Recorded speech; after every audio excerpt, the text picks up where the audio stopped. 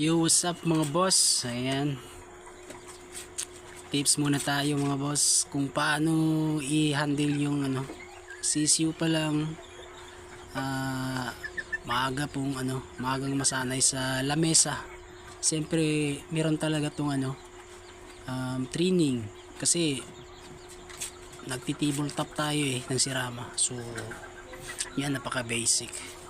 Gulat-gulatin lang natin yan hanggang sa kung anong forma niya sa kids, sa condo kids. Dapat pagdating ng table, yun pa rin yung pormahan niya.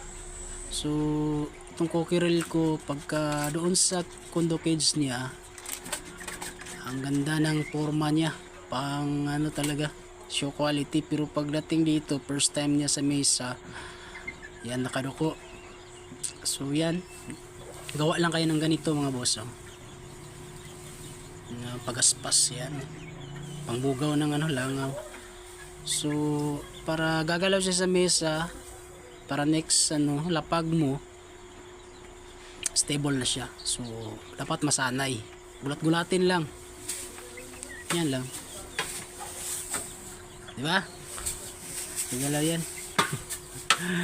Ingatan lang na mahulog kasi mahina pang niyan, tuhod. Pwede pa siyang mabali o malumpo. Yan ang ka-basic mga boss, para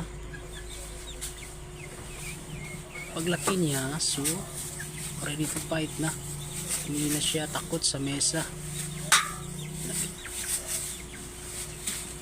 Yan mga boss, ito po yung basic technique, pero malaking tulong po ito mga boss.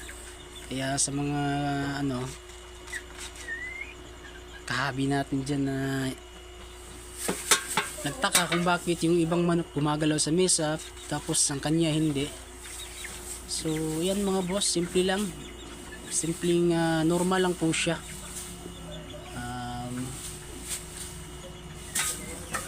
So yan mga boss, pagka lumaki na yan, ito po yung resulta nya.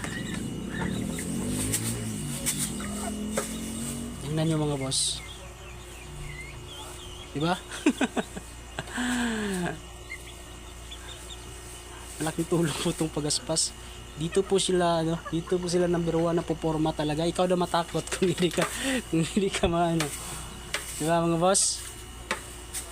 Yan lang. Sa mga plating ng manok, ibang may mga technique din. So next upload tayo. So yun mga boss, gandang gabi.